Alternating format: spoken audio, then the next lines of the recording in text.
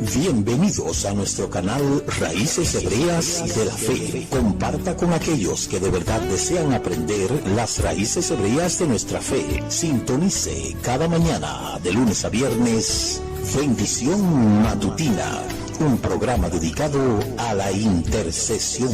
Si desea comunicarse con nosotros, escríbanos al WhatsApp 1-809-671-2593. Visite nuestra web www.ministeriodirectoalcorazon.com. Sea un colaborador de este ministerio compartiendo estos videos en todas las redes sociales. Shalom Ubraja. Entrégate a Hashem cada mañana. Haz tu Shahari temprano y sentirás que el día se hace liviano. Sentirás la Shekhinah a tu lado. Ki misión Tetze Torah, Ki misión Tetze Torah, Udavar Adonai mi Yerushalayim. Shabbat Shalom, sean todos bienvenidos a la introducción de la porción semanal de la Torá. Udavar Adonai mi Yerushalayim, Baruch Shenatam Torah Torah, Baruch Shenatam Torah Torah, Leamo Israel Vikedushato, a través de Yeshua, palabra viva, la Torah ha sido escrita en nuestro corazón, por fe obedecemos y vivimos su ley.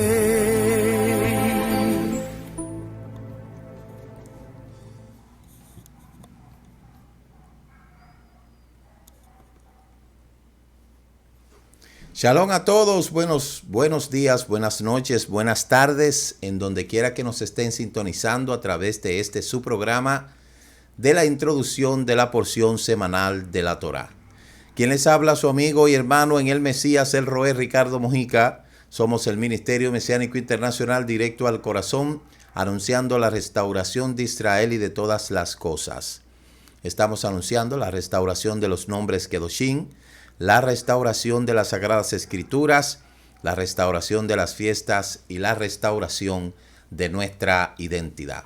Usted puede ubicarnos en la web www.ministeriodirectoalcorazon.com. Ahí usted le puede dar clic para que conozca todo acerca de nuestro ministerio.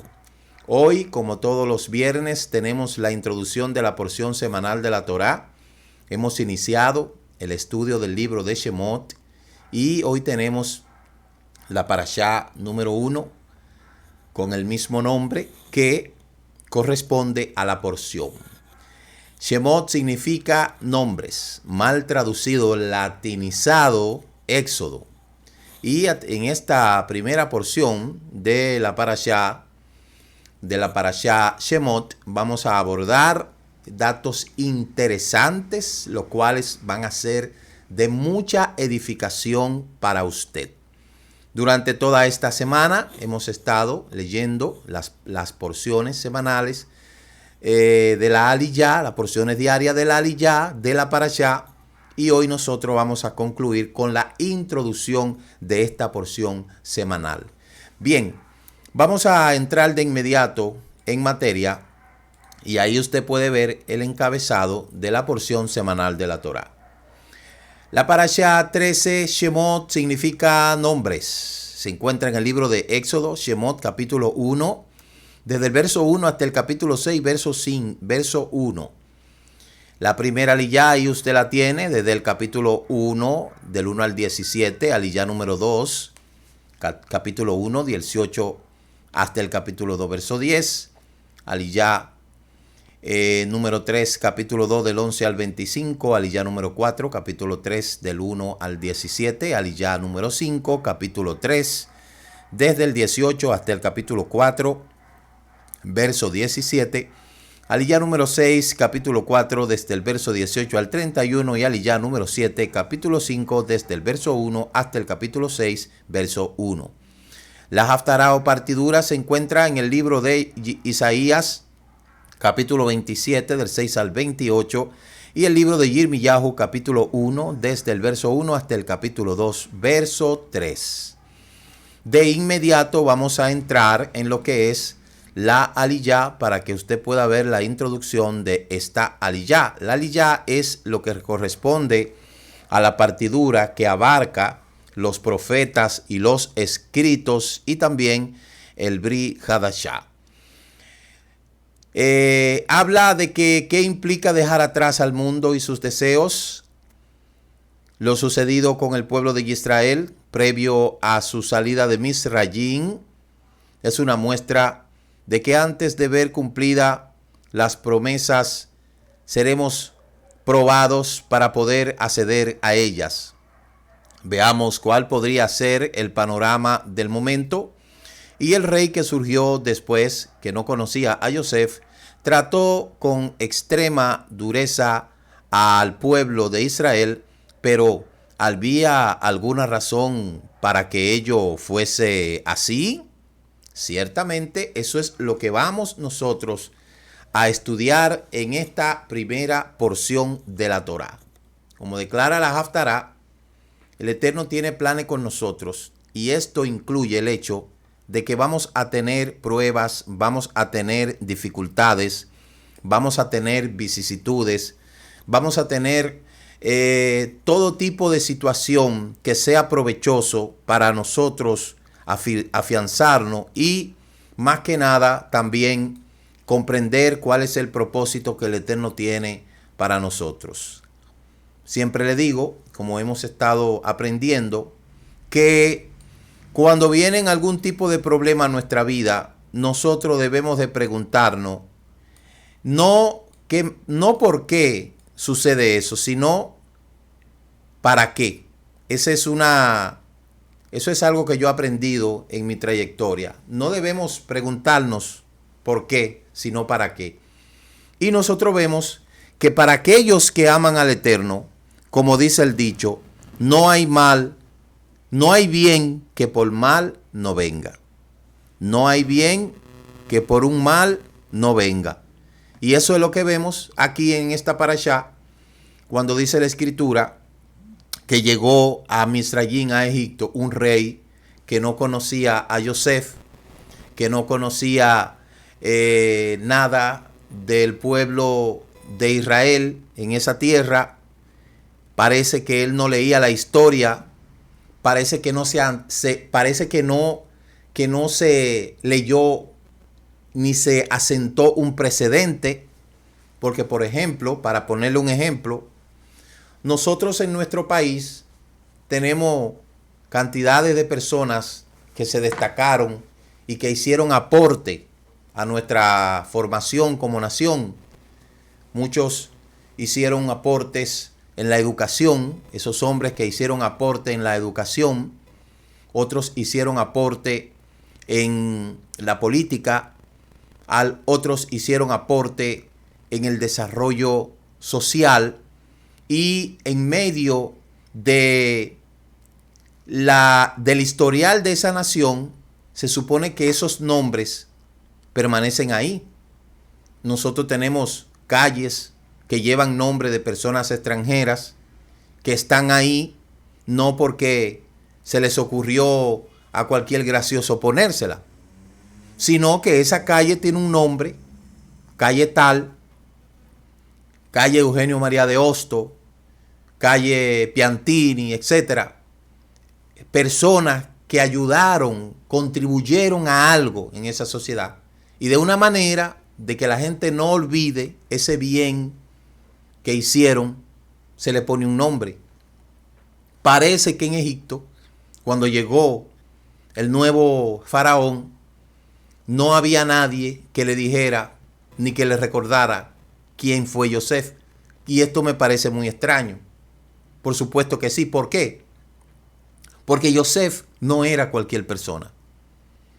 Yosef no era cualquier extranjero que había llegado a Egipto y que sencillamente se dedicó a vivir de las riquezas de Egipto. No, Joseph fue un estadista. Entonces, ahí podríamos nosotros empezar diciendo, como una lluvia de ideas, que el Eterno, ¿verdad?, comenzó a armar su plan. Y sí, es ciertamente, no podemos negar de que hay muchas personas que son malagradecidas. Hay personas que son malagradecidas, en el sentido de que a lo mejor a ellos se le olvidó quién fue Joseph. Que Egipto fue lo que fue primero porque Joseph hizo lo que hizo. Entonces, así sucede muchas veces. En muchas naciones eso sucede. Con personajes destacados, en muchos pueblos, en muchos lugares, donde hay personas que no son de ahí, pero han contribuido, como ya lo he dicho anteriormente, en el desarrollo de ese pueblo. Y esas personas asentan un precedente y lo ponen en lo que es el aspecto histórico, en los libros de historia, y todo el mundo conoce quién fue ese extranjero que vino, se hizo uno con esa ciudad, con ese pueblo, con ese país, y luego por eso, por su gran hazaña, está ahí impregnada en esa ciudad, en esa historia, en ese libro. Pero mucha gente olvida eso. Lo mismo pasó en Egipto. En Egipto, el faraón olvidó quién fue Joseph. Y cuando me refiero a que se olvidó, probablemente no fue de que él no lo conociera, porque si hay alguien que conociera lo que pasó con Egipto, fue él, porque una de las cosas que hacían los mandatarios de todas las épocas era educar a sus hijos para que tuvieran conocimiento de causa. Entonces ese faraón sí sabía quién era Joseph. Ese faraón sí sabía que Joseph fue el arquitecto de la prosperidad de Egipto. Ese faraón sabía que Joseph fue el que salvó a Egipto. De que si existiese un umbral donde se pusiesen los padres de Egipto, debía de existir una cripta o un lugar que dijera Joseph, porque contribuyó a lo que fue la formación de Egipto como imperio y su expansión, y lo hizo sin armas y sin guerras. Lo hizo a través de la estadística, lo hizo a través de lo que fue la buena administración. Fíjese cómo todo el mundo de ese aspecto, de ese tiempo, se tuvo que ir a postrar al faraón egipcio. ¿Por qué? Porque ahí se trataba de una guerra de hambre. Y Joseph salvó a Egipto y salvó a todo el derredor. Entonces, ¿cómo no van a conocer a Joseph? Dígame, ¿cómo no lo van a conocer? Entonces, eso pasa en la vida. Donde hay naciones que prefieren olvidar a sus héroes y enalborar a sus verdugos, como lo que pasa, haciendo un paralelismo aquí en nuestro país. Yo conozco calles de gente que nunca debía de tener una calle así. Aquí vinieron masacradores. Aquí nunca debía de existir una calle que se llamara Juan Ponce de León, por ejemplo. Y si existiese algo para hacerle recordar al futuro la maldad que ese hombre hizo. Y así muchísimas calles de gente por ahí que no hizo nada, lo único que hizo fue maltratar, dañar, arruinar. Y lamentablemente el malagradecido olvida a sus héroes y enarbola a sus verdugos. Eso hace el malagradecido. Por eso al malagradecido la necesidad le refresca su memoria. Al malagradecido la necesidad le refresca su memoria. Porque más adelante nosotros vamos a ver que esto es así. Entonces, esto le quería decir como una lluvia de ideas para que usted vaya analizando el contexto. Entrando en materia, en esta parashá se se abordan temas interesantes. Uno de ellos que se aborda es la revelación del nombre del Eterno a Moshe. Que dicho sea de paso, es el primer punto específico que nosotros abordamos en nuestro ministerio. El primer punto específico, recuerde, nosotros tenemos conocimientos generales, que es un conocimiento general de todas las cosas que tiene que ver con raíces hebreas, pero tenemos puntos específicos. Dentro de esos puntos específicos tenemos la restauración de los nombres, Kedoshim, la restauración de las Sagradas Escrituras, la restauración de las fiestas y la restauración de nuestra identidad. Entonces, respecto a lo que es el primer punto específico, que es la restauración de los nombres, tomamos como punto de partida precisamente el contexto donde Moshe se acercó a la zarza ardiente, de que un arbusto de eso ardiese en el desierto. Eso no es nada extraño, porque en el desierto siempre hay fuegos forestales. Pero la diferencia de este arbusto era que estaba ardiendo y no se consumía. Hasta que Moshe se acercó a él y le dijo el Eterno: Moshe, quítate la sandalia porque tú estás pisando un lugar que no es apto para ti, porque es sacro, es kadosh. Y yo decía en estos días que cuando Moshe vio el árbol, el arbusto que ardía y no se consumía, y se acercó y escuchó una voz que le dijo: quítate la sandalia. Allí Moshe, cuando salió de ahí, no colgó un arbolito y dijo: esto representa el día en que el Eterno me llamó, y esto no, porque Moshe no hizo eso. Entonces allí el Eterno le dio a conocer a Moshe la revelación de su nombre. Recuerde que la palabra Dios es una palabra genérica para referirse a cualquier deidad. Habían deidades babilónicas, deidades egipcias, deidades de todas las especies. Y cuando se utiliza la palabra Dios, fíjese que Dios es una palabra que en el idioma castellano es un problema, porque se supone que el plural lo hace la S al final. Sin embargo, para hacer la palabra plural de Dios, entonces hay que agregarle una ES. Con esto le quiero decir que a cualquiera divinidad se le puede llamar Dios. Inclusive, los dioses babilónicos, un dios babilónico, por ejemplo, Marduk. Pero Marduk es el nombre propio de ese dios.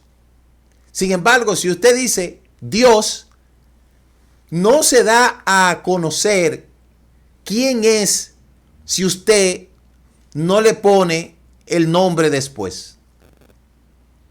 Dios Marduk ya se sabe que es de Babilonia. Es como quien dice, si usted dice Ricardo, usted dice Ricardo, bueno, van a existir muchos Ricardo, pero si usted se quiere referir a mí, usted tiene que decirme Ricardo Mojica. Y pueda de que existen varios Ricardo Mojica. Para poder referirse a mí, usted tendrá que decirme Ricardo Armando Mojica. Eso mismo pasa con las deidades. Todas las deidades babilónicas, egipcias tienen su nombre. Pero si usted le dice Dios y no identifica específicamente cuál es ese Dios, entonces no va a haber una identidad con esa deidad. Porque la palabra Dios es una palabra genérica. Lo mismo pasa, lo que pasa es que la semántica de la palabra dice mucho. Por eso cuando una gente dice, yo creo en Dios, la semántica nos dice a nosotros que es el Dios de los cielos. El problema es que la deidad pagana, como babilónica, griega, todos los dioses están en las alturas. Y que cuando una gente dice yo creo en Dios, Si no identifica qué tipo de deidad, puede ser cualquiera. Ahora, cuando usted dice el Dios de Israel, usted se está refiriendo al Dios de Abraham, de Isaac y de Jacob. Aunque no ha mencionado su nombre todavía. Pero usted dice el Dios de Abraham, Yud Hei Bat Hei. Entonces ya estamos claros. O si sencillamente usted dice Yud Hei Bat Hei, mi Elohim, ya estamos claros. Ya sabemos que es el Dios de Abraham, de Isaac y de Jacob, cuyo nombre es Yud Hei Bat Hei, y el poderoso, el grande. ¿Se da cuenta? Entonces, hace mucho yo di este tema que se llama la mala traducción de los nombres, y eso usted lo puede conseguir en YouTube, y ahí usted puede conocer de qué se trata este tema, que es tomado precisamente de allí.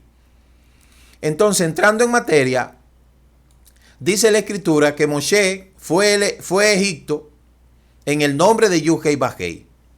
El libro de Éxodo, capítulo 3, dice: Moshe dijo a Elohim, la palabra Elohim significa la totalidad del Eterno, la pluralidad del Eterno. Es decir, cuando usted dice Elohim, usted se está refiriendo al Eterno y todo lo que Él ha creado y todo lo que respecta a su poder.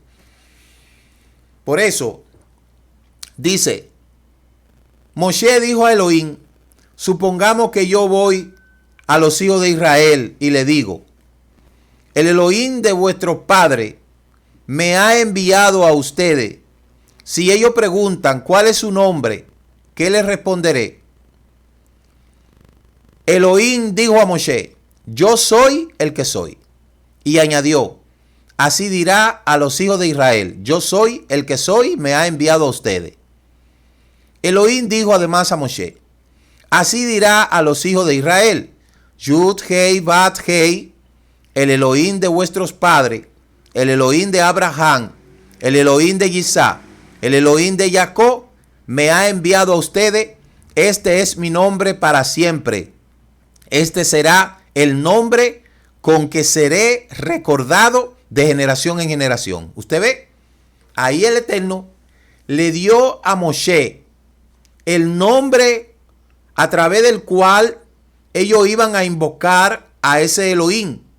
¿Por qué? Porque ellos sabían que en Egipto había muchas deidades y que ese Elohim tenía que diferenciarse de esas deidades que ellos habían conocido. Entonces, para hablar de este tema tenemos que hablar de gramática. Y la gramática es el estudio de las reglas y principios que regulan el uso de las lenguas y la organización de las palabras dentro de una oración. Lo que yo le decía, también se denomina a sí mismo conjunto de reglas y principios que gobiernan el uso de la lengua, muy determinado así, que cada lenguaje tiene su gramática. Los nombres propios, por ejemplo, no se traducen, no se pueden cambiar, no tienen traducción. Y los españoles traducen básicamente palabras de otro idioma al español con el pretexto de que es más comprensible para todos los españoles. Y ahí fue donde se comete el error garrafal de interpretar o de traducir los nombres. Miren, señores, los nombres propios no se traducen. Óigame, los nombres propios no se traducen. Los nombres propios no tienen traducción. Pero los españoles en el mundo son los únicos que han hecho eso. Fueron los primeros que hicieron ese error garrafal. La gramática, que es el estudio de la lengua, que estudia las palabras tienen fonema, que es como suena, morfema, que es como se ordena, semántica, que es como se siente, y fonología, que es como se escucha. Entonces los nombres propios no pueden tener traducción, porque si los nombres propios tuvieran traducción, tuviéramos que tener un nombre propio para cada nación extranjera en donde nosotros vamos. Y eso sería un problema. Entonces los nombres propios no se transliteran, no se traducen, solo se transliteran. Ahora, ¿qué hicieron los españoles? Por eso es que usted ve que, por ejemplo, a Johanán, ellos le pusieron Juan. Fíjese que Johanán y Juan no es lo mismo. Porque cuando usted va a investigar el significado del nombre Juan, le va a decir, su significado viene del hebreo que significa tal cosa. Entonces, ¿por qué usted no lo llama en hebreo? Cuando usted ve un narrador deportivo americano que está narrando un partido de pelota, y en ese partido de pelota hay pitcher, catcher, hay bateadores que son latinos, fíjese que ellos no traducen ese nombre, ellos transliteran ese nombre. Y ellos dicen, pues, al bate Pedro Martínez, por ejemplo. Pero ellos no traducen, ellos no dicen Peter Martínez. No, porque Pedro Martínez o José Pérez es un nombre propio, eso no se puede traducir. Entonces, lo mismo pasa con todo. Si usted se va a China, si usted se va a Japón, usted se va a llamar el nombre que es. ¿Por qué? Porque para eso usted tiene una cosa que se llama ID. Mire, las agencias de envío que son tan delicadas, si usted se llama, por ejemplo, vamos a ponerle, pongamos que yo me llamo Esteban, pero si a alguien se le ocurre y me pone Stephen, ese no soy yo. La agencia me va a decir, no, ese no es usted. ¿Por qué? Porque los nombres propios, señores, los nombres propios no tienen traducción. El Mesías que nació en Israel, que nació judío, ¿cómo se va a llamar con un nombre latino? Eso yo lo vivo diciendo hace tiempo. Porque cada idioma tiene su gramática. Y yo no puedo utilizar una gramática extranjera para estudiar un idioma. Para yo estudiar un idioma, tengo que estudiarlo con su propia gramática. Los nombres tampoco tienen equivalencia. Porque las equivalencias son los símbolos químicos, las fórmulas químicas, y los nombres propios no tienen equivalencia. Los nombres propios hay que traducirlo como tal, hay que transliterarlo como tal. Y eso fue lo que pasó con la traducción que se hizo del hebreo al griego. La Septuaginta está llena de malas traducciones de nombre. Y los españoles entonces lo hicieron peor.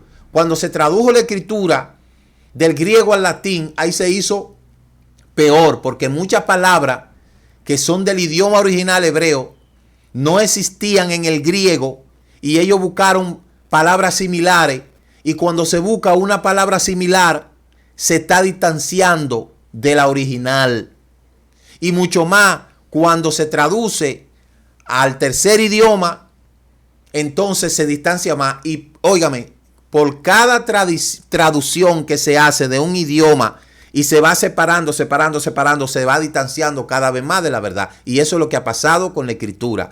Por eso nosotros estudiamos la restauración de las escrituras, que es el segundo punto específico que estudiamos. Entonces, el Eterno le dijo a Moshe, oye, dile a los hijos de Israel que yo soy el que soy. Asher, Ayet, Asher.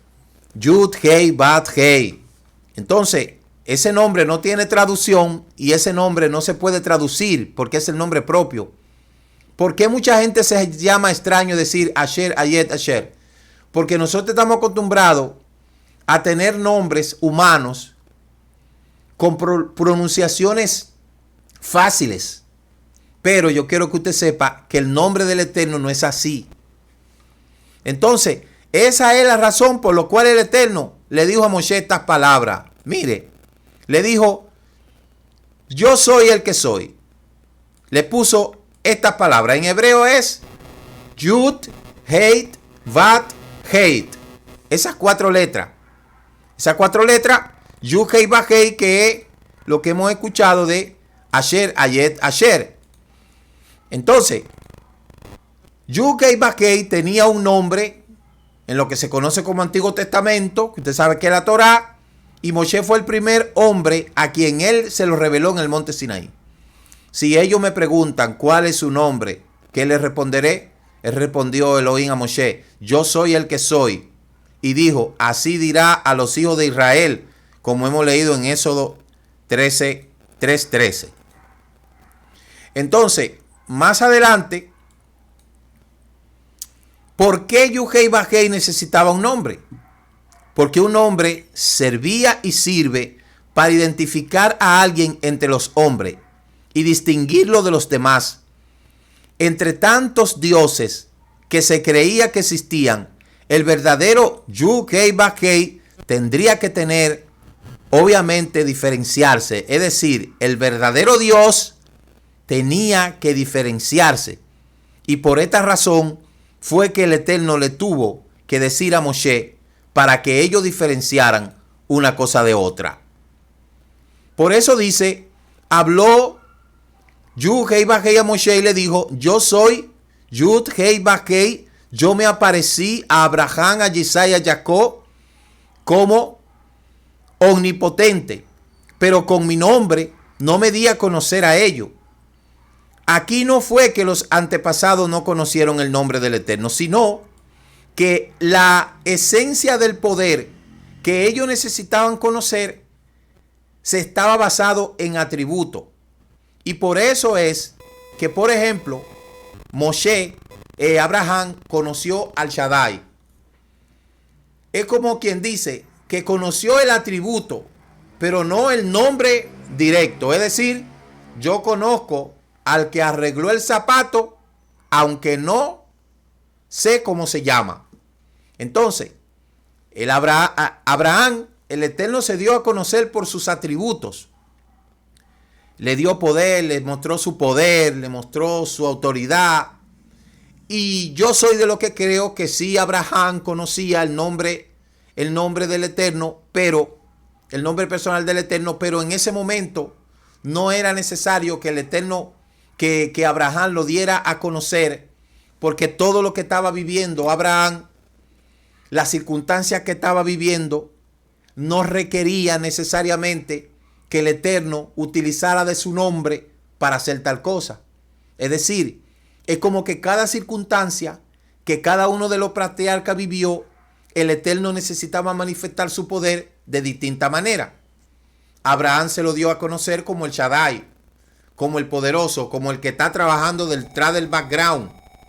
A Yisai igual, a Jacob igual, pero a Moshe tenía que el Eterno darle el frente a la cosa porque la situación era más fuerte y por eso el Eterno necesitaba encargarse personalmente de eso que iba a suceder ahí. Y por eso fue que le dijo a Moshe, yo soy Yud-Heh-Vah-Heh. Eso tú le dirás a los hijos de Israel. No le dijo, dile que yo soy el Shaddai, dile que yo soy Nisi, dile que yo soy Rafa. No, sino le dijo, dile que yo soy el que soy. Es decir, el que ha estado trabajando detrás de todos los atributos que vio Abraham, que vio Isaac y que vio Jacob. Ahora Egipto me va a conocer a mí personalmente. Eso fue lo que el Eterno le dijo a Moshe. Y por esa razón es que le dice, dile que ahora el jefe, ahora ellos, los egipcios, me van a conocer a mí. Es como quien dice que alguien ha estado haciendo encargo en nombre de una persona, haciendo encargo en nombre de esto, en nombre de aquel, pero llega un momento en que el mismo dueño del encargo se va a hacer responsable de lo que va a pasar. Eso fue lo que pasó con la diferencia entre Abraham, Isaac y Jacob. Abraham, el Eterno le dijo, yo soy el Shaddai, yo soy Rafa, yo soy el poderoso, yo soy el Gibor. A Isaac igualmente, a Jacob igualmente, pero a Moshe le dijo, yo mismo me voy a encargar de esos egipcios. Yo mismo voy a ir a encargarme de esos egipcios. Yo, por mi propio nombre. Entonces, la cosa no iba a ser fácil para los egipcios, porque era el mismo Eterno que se iba a encargar de sacar a su pueblo de Egipto. Entonces, por eso es que se hace esta diferencia tan abismal. Mire, esto es interesante lo que yo le estoy diciendo. Esto es muy interesante y demasiado bueno y se lo estoy hablando en forma llana para que usted lo entienda. ¿Qué significa este nombre? Yo soy el que soy, o simplemente yo soy. Yud-Heh-Vah-Heh, que se traduce así mismo como usted lo puede ver, I-H-V-H. No es la W, porque la W no existe ahí. La W, eso es americano. Ahí es 4 letras. Yud-Heh-Vah-Heh. Aunque en la fonética se dice Yahweh, pero Yahweh, porque ese nombre, recuerde, que no tiene una pronunciación específicamente así, sino que es una aproximación. ¿verdad? En tanto se dice Yahvé como se dice Yahweh. Entonces, aquí nosotros vemos que efectivamente el Eterno se dio a conocer porque ese nombre era impronunciable. En la época era impronunciable, pero hoy en día, aunque se haya perdido la pronunciación correcta, sabemos que la pronunciación que más se aproxima es precisamente la que le acabo de decir. ¿Por qué hoy se dice que es impronunciable? Primero, porque en el idioma hebreo el verbo ser nunca se pronuncia en la primera persona del presente, es decir, no se puede decir yo soy. O sea, nadie puede decir yo soy, sino apenas Yu, Hei, Bajei. O sea, el Eterno, este nombre es tan profundo que por eso es que los judíos lo escondieron para que no se supiera la proximidad a la pronunciación. Entonces, dice que, y por temor, el pueblo hebreo no lo dice, pues se temía, y hasta hoy se teme, que al pronunciar de manera incorrecta el nombre de Yud Hei Bajei, eso sería un pecado mortal. Así que ellos lo interpretaban en el tercer mandamiento, que dice, no tomarás el nombre del Eterno tu Elohim en vano. Por otro aspecto es el hecho de que la respuesta está en la palabra aleluya.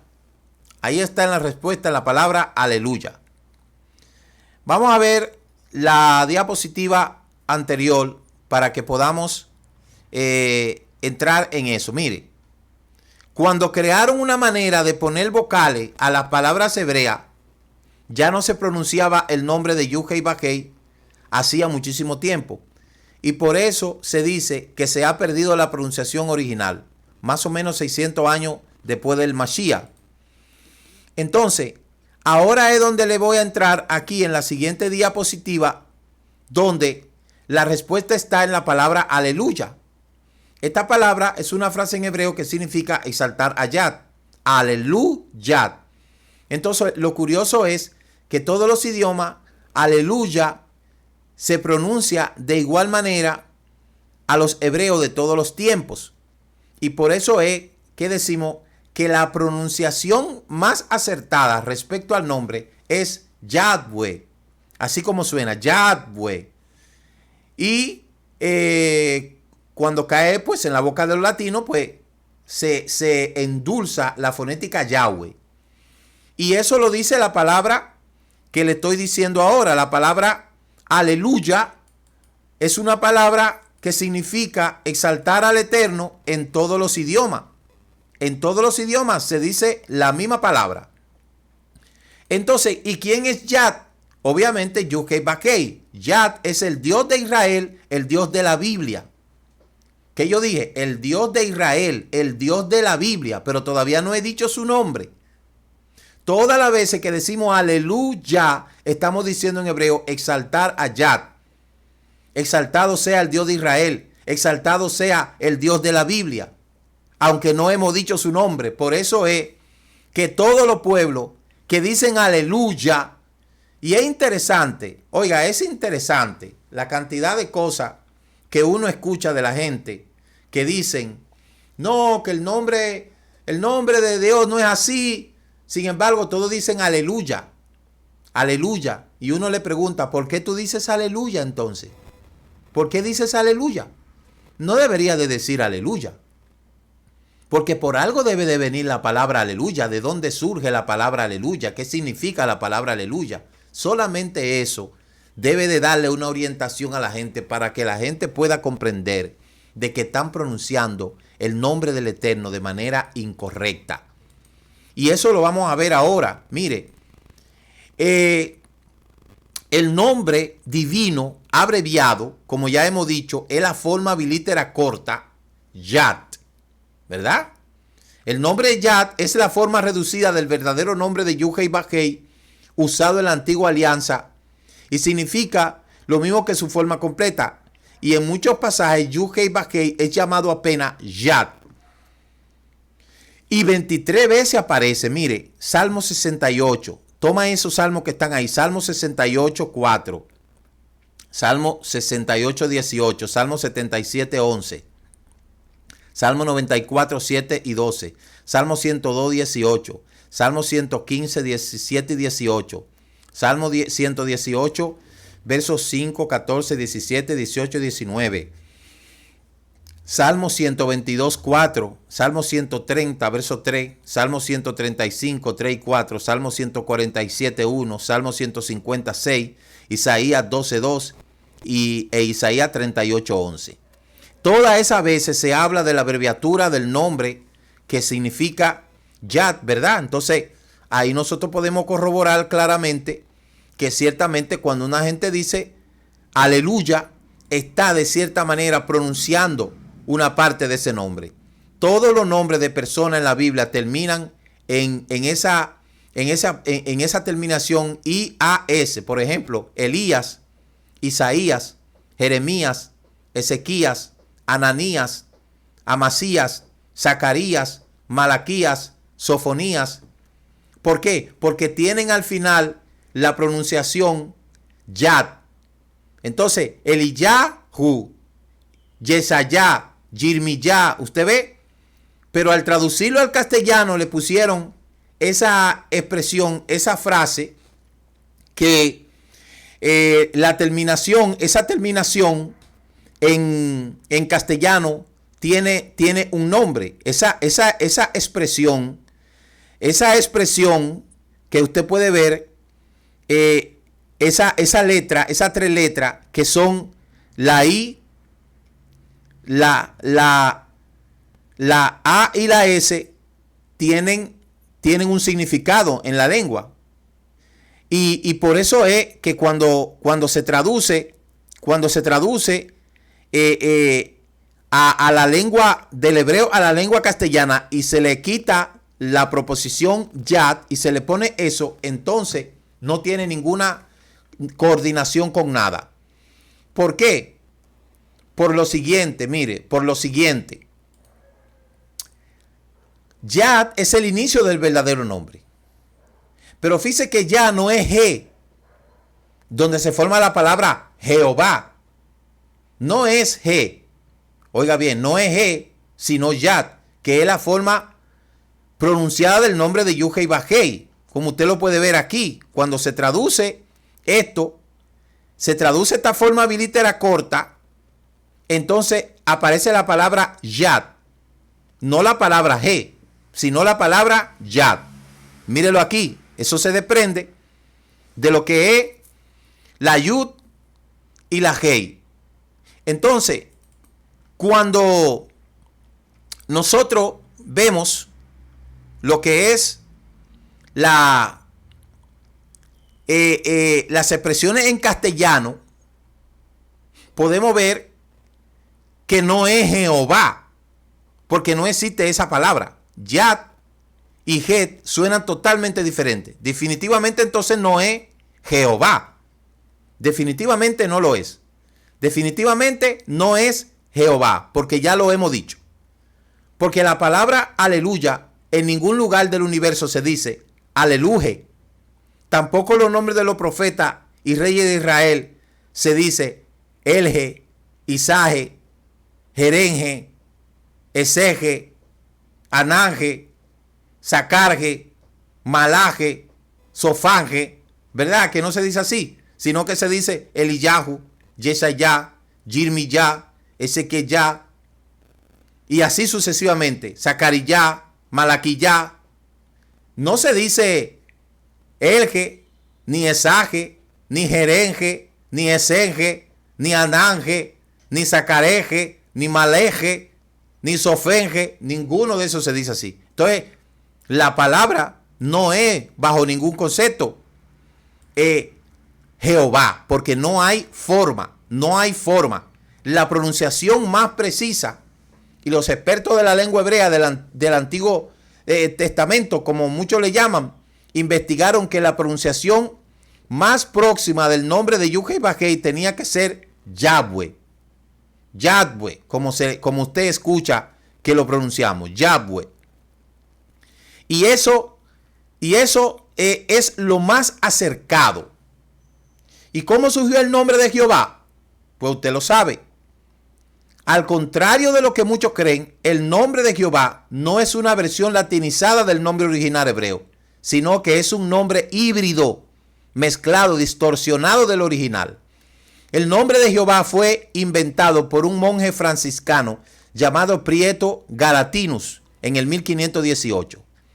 Híbrido significa que está formado de dos lenguas diferentes. Eso es un híbrido.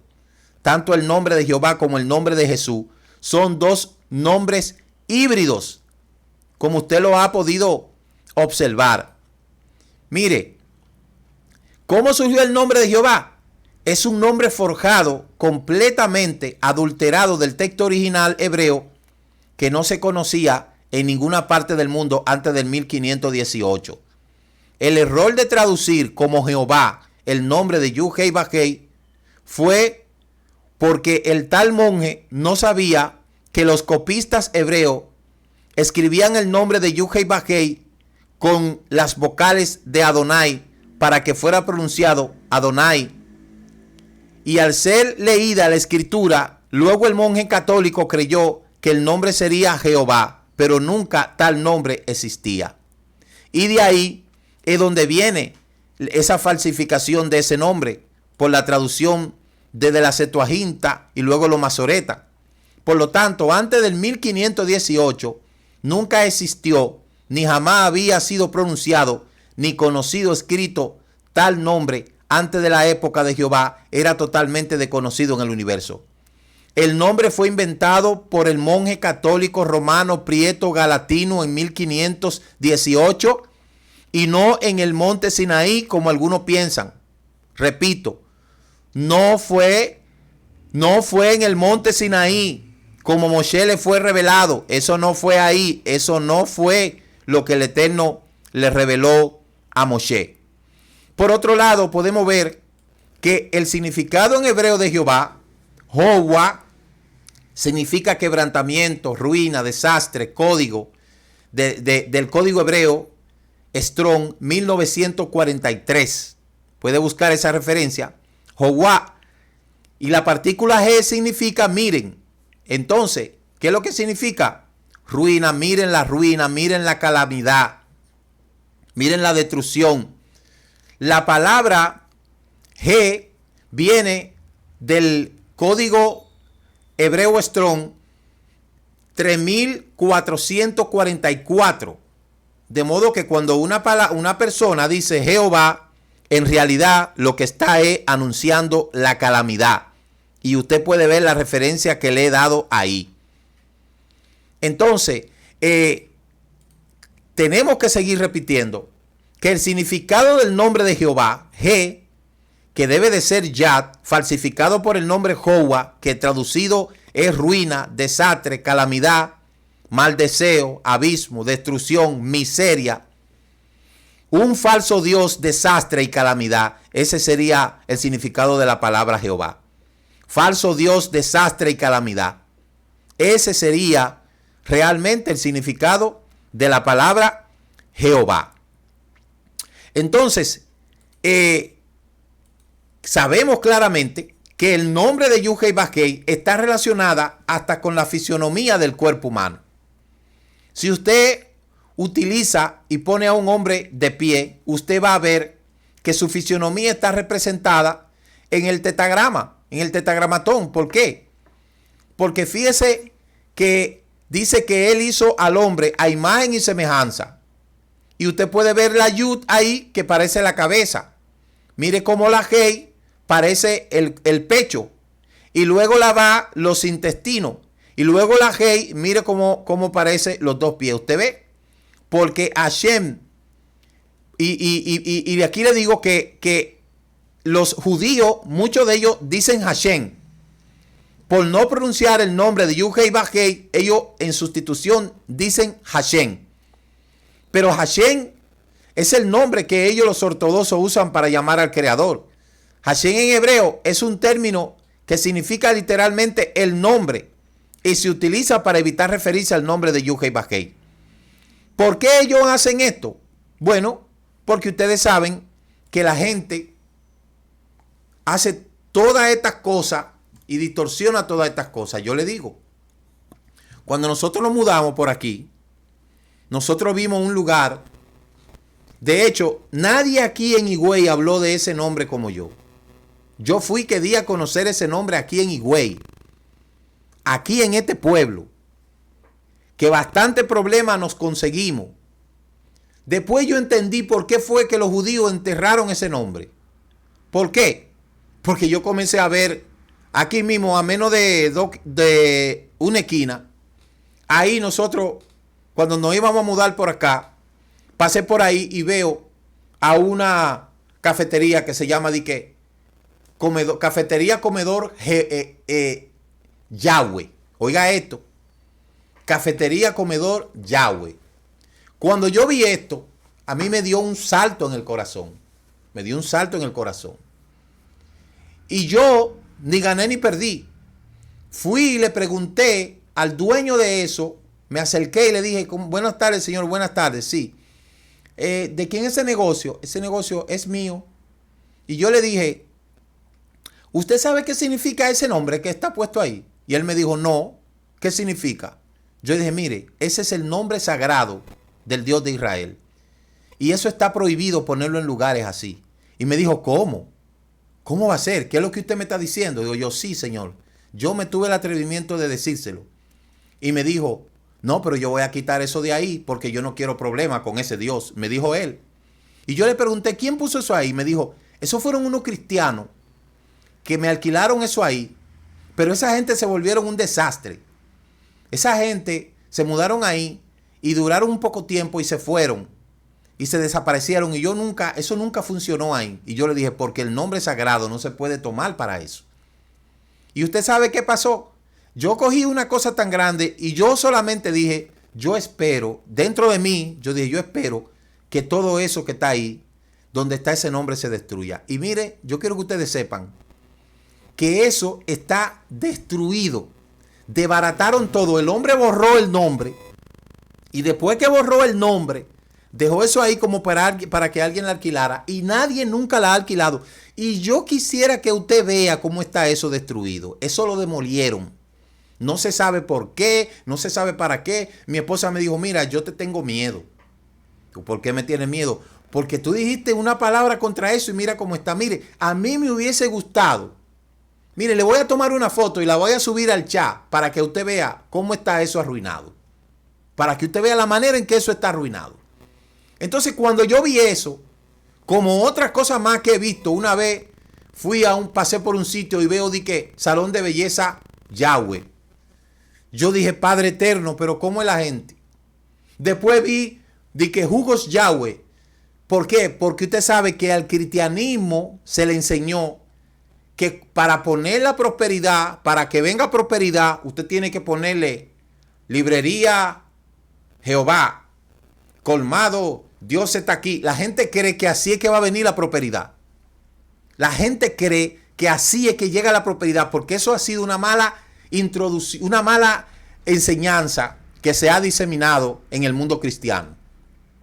Pero eso, tomar el nombre sagrado, igualmente el nombre sagrado no se puede poner en ningún vehículo. Usted no puede poner el tetragramatón en ningún vehículo. Ese nombre sagrado no se puede. Por eso los judíos lo escondieron. Y por eso es que está prohibido tomar ese nombre en vano. No se puede tomar ese nombre para ponerlo por ligereza. Por eso es que usted ve que yo, en mis oraciones personales, yo me refiero a Yahweh. Porque cuando la gente escucha este nombre, le da mal uso. Y eso nosotros somos responsables de dar a conocer ese nombre. Y por eso tenemos que darlo a conocer a personas que realmente lo respeten. Pero como este mundo se respeta todo por la mala educación del mundo cristiano, usted ve a la gente poniéndole a los vehículos adelante, le ponen, eso únicamente se hace aquí. Yo nunca he visto eso en ningún lugar del mundo. Mire que yo he visitado unas 18 naciones y yo no he visto nunca en otro país, lejos de Latinoamérica, fuera de Latinoamérica, donde se le ponga título y nombre a los vehículos. Eso solamente pasa aquí en Latinoamérica. Sobre todo en la comunidad, en los países como el nuestro. Entonces, entienda que está prohibido poner el nombre sagrado a cualquier cosa, ni a vehículo, ni a casa, ni en poloché, ni en nada de eso. Por ahí andan una cuanta gente que he visto haciendo mercadería con ese nombre, poniéndolo ahí. Usted nunca va a ver un judío con un nombre así, ni poniéndoselo en tatuaje. Una vez entré a un comercio y vi una muchacha que tenía ahí atrás las 4 letras del tetragramatón. Y esto me sorprendió. Y yo le pregunté, joven, disculpe la molestia por la pregunta que le voy a hacer. Dígame, ¿usted sabe qué significan esas 4 letras que usted se puso ahí atrás? Me dijo, sí, yo sé qué significan. ¿Qué significa? Ese es el nombre sagrado del Dios de Israel. Entonces la gente sabe, pero le da mal uso. ¿Por qué no ponen ese nombre mejor para reverenciar ese nombre? Para respetar ese nombre. Entonces, por eso es que los judíos dicen Hashem. Por eso es que usted ve que yo digo el Eterno. ¿Es una manera de esconderlo? No. Es una manera de no hablar en público, pero en privado yo se lo enseño a la gente. Porque eso es lo primero que nosotros hacemos. En sustitución decimos el Eterno. El Elohim de Israel. ¿Verdad? Porque Adonai se traduce como Señor. Pero acuérdense que hay 2 palabras. Uno es Adonai o Adoni, que no es lo mismo. Adoni y Adonai no es lo mismo. Adonai significa como el amo. Eso es lo que significa el amo. Adonai, con I griega como se le llama. Pero Adoni no. No Adoni, ni Adonai con I latina. Porque ya eso se va como distante. Lo correcto es decir el Eterno, Elohim, el Shaddai, el Dios de Israel, Adonai, Hashem. Yo digo mucho el Eterno. Yo digo el Eterno porque ese es el único Dios eterno. No hay más Dios eterno, solo Elohim, Yud-Hei Vah-Hei. Por eso hay veces que decimos el Eterno, Yud-Hei Vah-Hei, tu Elohim. Es una palabra en hebreo, no está en castellano, pero todo aquel que conoce de ese nombre se va a dar cuenta que es así. Entonces, esa es la razón por la cual los judíos utilizan, en vez de decir Yud-Hei Vah-Hei, ellos entonces dicen Hashem o Elohim. Entonces, para continuar, porque tengo muchas cositas que presentarle, ya sabemos por esa razón por qué fue que los judíos escondieron ese nombre. La pronunciación, como un respeto. No es que no usemos. No es que no usemos la pronunciación. No es eso. Sino que no lo usemos en vano. Que ahí es donde está el problema. Porque dice que no tomará en vano el nombre del Eterno tu Elohim. No se puede poner ese nombre en camiseta, ni en tatuaje, ni en el carro, ni a la casa. No, eso hay que ponerlo en el corazón. Para que lo entiendan y para que puedan sacarle, puedan agarrar conocimiento. Entonces, por eso es que el Eterno tuvo que darle a conocer a Moshe el nombre, porque él dijo, yo no voy a hacer esto mandando un secretario, no, yo voy a ir yo a sacar mi pueblo de Israel. Y por eso le dijo, dile que yo soy el que soy, Asher, Ayet, Asher. Entonces, entrando en otro aspecto, como le decía al principio, Egipto fue una de las grandes potencias del mundo antiguo. Y fue una potencia inmensa, donde fue gobernada por la dinastía de los faraones. Nosotros podemos ver aquí que Ramsés II fue el tercer gobernante de la dinastía, hijo de Seti I. Durante la primera parte de su reinado, Ramsés luchó para recuperar el territorio de África y al oeste de Asia Menor que Egipto había poseído durante el siglo XVI y XV antes de la era común. Sus principales oponentes fueron los hititas, poderoso pueblo de Asia Menor, contra quienes libró una larga guerra. El gobierno de Ramsés se distinguió por la construcción de monumentos, tales como el templo excavado de piedra de Abu Simbel, el templo mortuorio de Tebas, conocido como Rameseum, y la conclusión del gran vestíbulo hipóstilo del templo de Anón en Karat. Ese faraón, él fue bastante, por así decirlo, enriquecedor de lo que fue la construcción. Y por aquí tenemos las dinastías de los faraones: Amosin, Anomtet, Tumosis, Tumosis II, Hatshepsut. Bueno, y ahí usted lo puede ver uno cada uno. No le puedo leer la característica de cada uno porque se me tomaría ahí demasiado tiempo, pero ya ahí usted lo puede ver cada uno de sus nombres. Por otro lado, tenemos aquí el faraón que probablemente fue el que se enfrentó a Yosef, que según las diversas teorías que hemos estudiado, fue Amenhotep II, el faraón que enfrentó el éxodo israelita. Ahí usted puede ver la característica de Amenhotep y se cree que fue este que enfrentó a lo que es el poder del Eterno. Entonces, cabe destacar otro tema, y es que Ramsés II se dice también que probablemente pudo haber sido Ramsés II. Y la relación de Ramsés II y Moshe está en la historia y la leyenda de los pueblos de Egipto y el mundo, de dos hombres que fueron grandes y famosos hermanos de crianza y enemigos por religión y poder delante de la Edad Media del siglo I antes de la era común. Mire, y aquí usted puede ver que el faraón en el cual dio la orden de matar a los niños era Amenhotep, y luego le sucedió Ramsés II, que probablemente fue el faraón que se enfrentó a lo que fueron las plagas. Y aquí nosotros podemos ver otro aspecto de la gran cantidad de faraones que existían y su significado. La cultura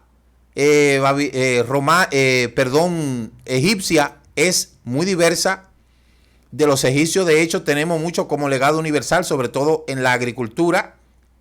Pero ahí usted puede ver las distintas deidades que ellos adoraban.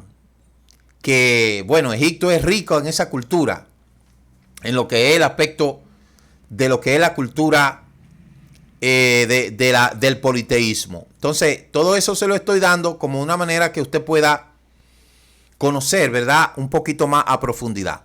Ahora bien, ¿por qué la vara que el Eterno le dio a Moshe, él la convirtió en serpiente cuando le mostró su poder? Cuando el Shaddai se refirió a Moshe, le dijo: mira esa vara, y la convirtió en una serpiente. ¿Por qué la convirtió en una serpiente? ¿Por qué no pudo hacer en otro animal? Y por eso es que la serpiente, el significado de la serpiente en la cultura egipcia, la serpiente es uno de los símbolos que más se ha empleado en la cultura egipcia, sobre todo en la etapa histórica correspondiente al antiguo Egipto. En esta cultura, la serpiente encarnaba el poder, pero en su doble vertiente, el bien y el mal. El bien, la serpiente cobra, representada en un poder positivo en el que concebía como la fuerza del conocimiento y se relacionaba con la fertilidad de los suelos y la afluencia del agua. Además, se asociaba al calor, el sol y la llama de fuego. También representaba la protección, siendo el símbolo más empleado en el Bajo Egipto. Incluso la serpiente se concebía como una protección del faraón. El mal, también, la serpiente también tenía otras consideraciones porque se asocia con la fuerza del mal que vivían en Duat, y con esta palabra se denominaba el inframundo de la mitología egipcia, que era el lugar en el que se celebraba el juicio del dios Osiris. Entonces, ¿por qué el Eterno convirtió la vara en una serpiente y Moshe la agarró? Porque Moshe sabía el significado de la serpiente y sabía que esto representaba a uno de las protecciones del faraón y representaba la fuerza total de Egipto.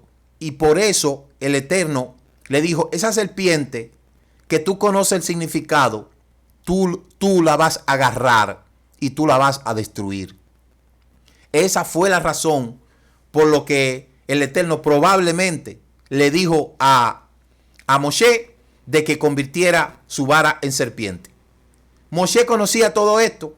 Moshe sabía en su amplitud todo lo que respecta a la simbología de los animales, donde allí utilizaban imágenes antropomorfos, es decir, imágenes de hombre con cuerpo de animal, pero la serpiente era un dios exclusivo, porque ya usted ha podido ver que representa. Por eso el yin yang viene representando dos serpientes, una negra y una blanca, representa el bien y el mal, el yin yang de lo que son los asiáticos.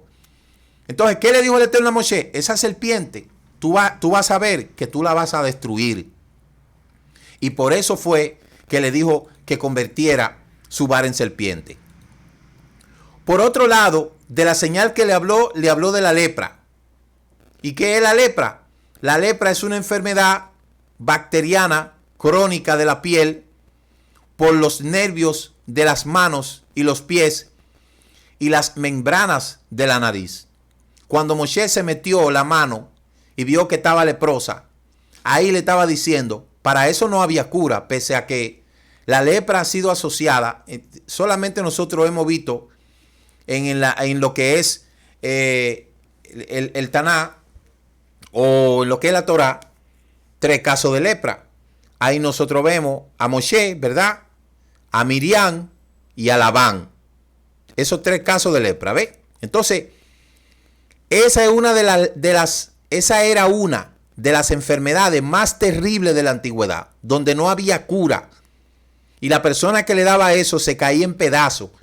Entonces, cuando el Eterno le dice a Moshe que meta su mano y ve que estaba leprosa, con eso le estaba diciendo, yo soy el poderoso, que tengo capacidad de sanar lo que sea. Y por eso Moshe fue llevado a convencimiento del propósito del Eterno para su vida, porque el Eterno le mostró su poder, tanto con la serpiente que simbolizaba el poder de protección del faraón, como la lepra que representaba la enfermedad más vil que podía existir en ese tiempo. Entonces, por otro lado, hablamos de Egipto, el antiguo Egipto, que pertenece a una de las civilizaciones hidrográficas, que es una civilización que se originó a la orilla del cauce del Bajo Nilo, del río Nilo, y alcanzó 3 épocas de esplendor faraónico: el Imperio Antiguo, el Imperio Medio y el Imperio Nuevo. El Nilo condicionó la concepción del mundo y la civilización egipcia con las creencias anuales y el paso de las estaciones. Mire, el Nilo es el segundo río más largo del mundo. Y para los egipcios el Nilo era un dios. Tanto así que lo representaba en una imagen. Mírelo aquí. Esa es la imagen del río Nilo. Y Api es un dios egipcio antiguo asociado con el Nilo. Y no obstante, debemos de saber que está asociado no al río en sí, sino que más bien encontramos una asociación en cuanto a la simbología del Nilo y su capacidad para generar riqueza y la tierra fértil tras su crecida. El nombre de este dios está vinculado a este río, que es bastante probable que es el mismo Nilo, se llamara Geb en tiempos predinásticos. Entonces, por eso fue que cuando Moshe, el Eterno le dijo a Moshe, y tú también vas a agarrar agua y vas a ir y la vas a derramar en el Nilo y la vas a convertir en sangre. Al hacer esta demostración, le estaba dando a los egipcios por el lado que más le dolía. Mire, 3 debilidades tenía el faraón. 1, su protección representada en la serpiente. 2, su protección económica en lo que es el Nilo. Y 3, en lo que fue su primogénito. Entonces, el Eterno usó esta estrategia para debilitar y para hacerle saber que sobre en la tierra no existía otro Dios más grande que el Elohim de Abraham, de Isaac y de Jacob, y el Dios de Moshe. Por último, le quiero mostrar la distancia del río Nilo. El río Nilo atraviesa 10 naciones y tiene una longitud de 7.000 kilómetros casi mente, y el Nilo es el segundo río más largo del mundo por detrás del Amazonas, que viene siendo el río más largo del mundo. Creador de vida en medio del desierto en su viaje hacia el mar Mediterráneo que recorre 10 países.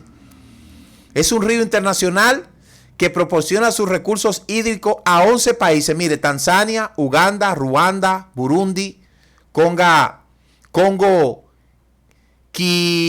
Kinshasa, Kenia, Etiopía, Eritrea, Sudán del Sur, Sudán y Egipto. El delta del río tiene una longitud de unos 160 kilómetros y se extiende a lo largo de 240 kilómetros de costa. Y es una zona rica en agricultura y ha sido cultivada durante miles de años. Mírelo ahí, este río tiene casi 7.000 kilómetros. Es el río, segundo río más largo del mundo, porque el río más largo del mundo es el Amazonas. Entonces, ahí usted puede ver esta gran cantidad de cosas que hemos aprendido en esta noche, en esta parashá. Entonces, vuelvo y le repito, la debilidad del faraón, la serpiente que representaba el poder y la protección del faraón. Luego, la señal de la lepra, el poder del Eterno de mostrarle a Moshe de que no hay nadie más fuerte que él, que puede sanar y puede curar y puede hacer todo lo que quiera. Tercera debilidad del faraón. Segunda debilidad del faraón, el río Nilo, que representa el poder, la prosperidad, la siembra, la cosecha. Y lo último, pues, como ya le dije, era lo primogénito. Entonces, le he dado esta introducción tan detallada para que usted la comparta con aquellos que de verdad quieren aprender. Esa diapositiva yo la voy a subir al chat de delegado, porque esa diapositiva para que lo utilicen como material didáctico.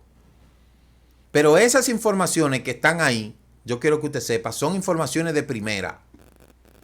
Mañana vamos entonces a analizar todo el contexto que tiene que ver con las demás temas que aparecen ahí, el convencimiento de Moshe y todo eso, pero ya esas son cosas pequeñas. Entonces, el Elohim de Israel, el Elohim de Abraham, de Isaac y de Jacob es el mismo ayer y hoy.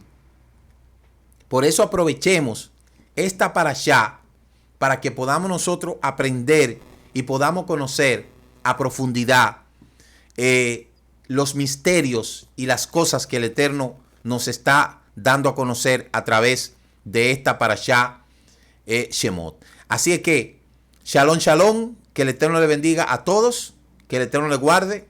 Espero que hayan disfrutado en gran manera este estudio, y mañana de seguro nos vamos a ver con lo que es la conclusión de esta parashá semanal. Así es que, shalom, que el Eterno le bendiga y Laila Tov. Shalom, shalom.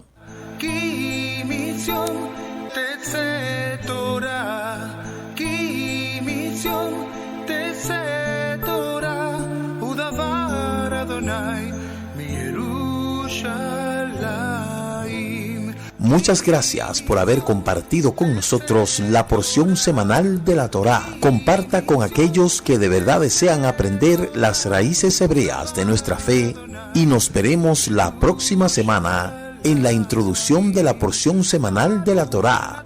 Le recordamos mañana a partir de las 10 a.m. nuestro servicio de Shabbat virtual. Shabbat Shalom. Laila Tov.